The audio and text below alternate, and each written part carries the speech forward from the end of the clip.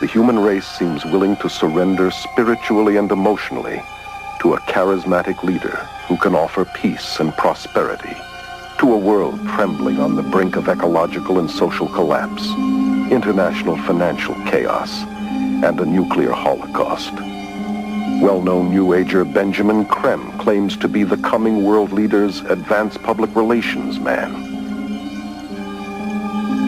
In 1982, full-page advertisements around the world announced the coming of Creme's New Age Christ, which gave fresh hope to millions. At this press conference in Los Angeles, he described how this Christ would make himself known. It is a truism today to say that we are at the dawn of a new age, the age of Aquarius. And it is important to remember that all of the great religions await the coming of a teacher. The Christians await the return of the Christ. The Muslims await the Imam Mahdi. At the same time, the Buddhists await the coming of another Buddha.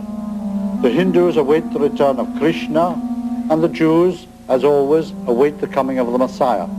I'm speaking today about the return of such a teacher. Christians are awaiting the return of the resurrected Jesus with the nail prints in his hands and feet. But the followers of the gurus are awaiting a coming world ruler who won't even claim to be Jesus, but the latest reincarnation of the Christ Spirit, and he will have the psychic powers to prove it.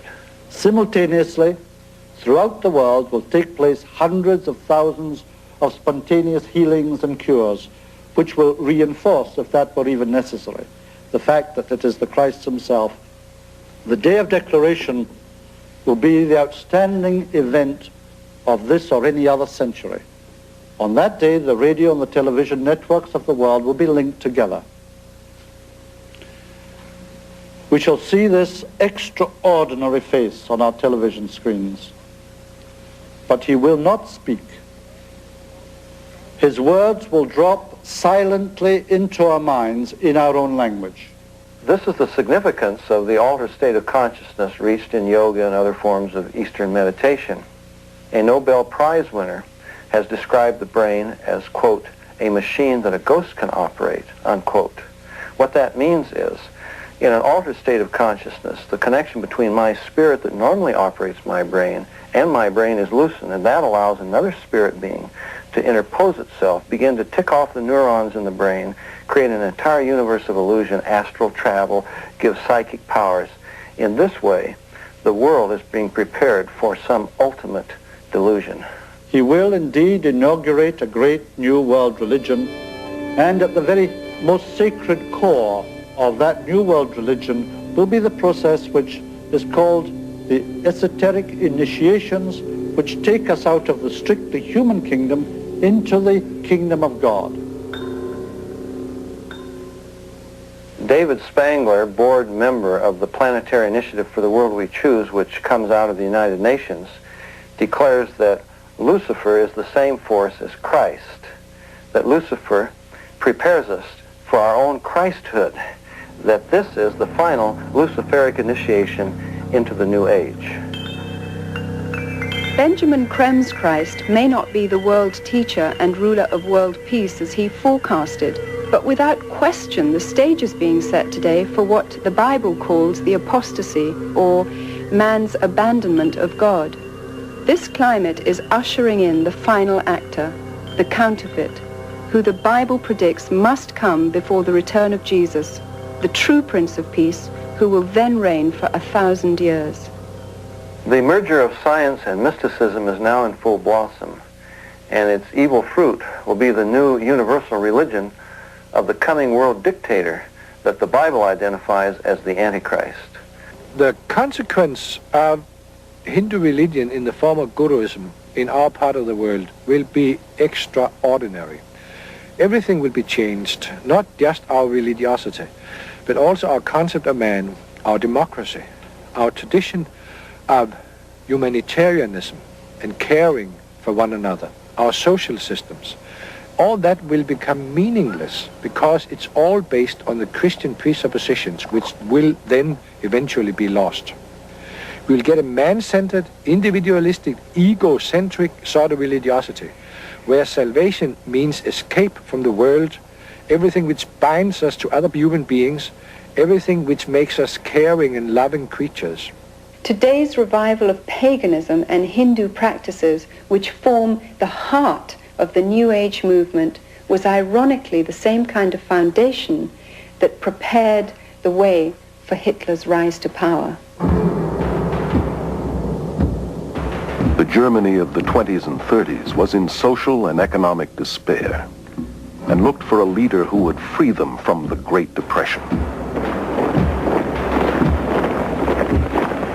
The man with a promise of hope was Adolf Hitler, who claimed he was ordained of God to usher in 1,000 years of peace and prosperity. His hypnotic powers manipulated an entire nation to surrender its collective mind to him. Obsessed with the occult, Hitler drew many of his bizarre ideas from Hinduism. Within Guruism, it's therefore not surprising that we find very positive sentences, very positive stances in relation to Nazism. A number of the gurus have praised Hitler for what he has done, included his killing of 6 million Jews.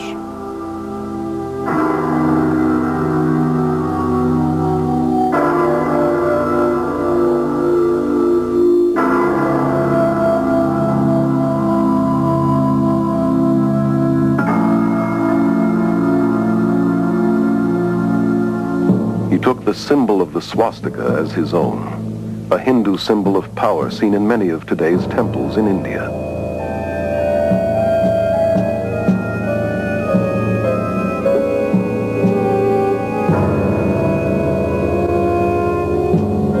Millions of Germans who submitted to Hitler as though he were God died for him and his cause, much like the followers of Jim Jones.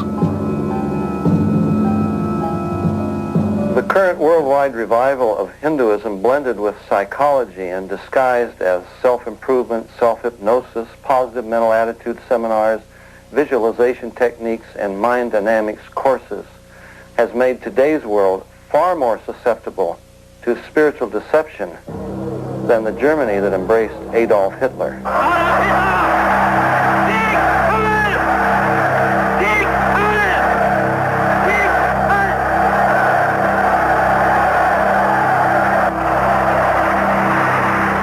Today, a desperate world is looking for another spiritual leader. Has the human race learned nothing from its own mistakes?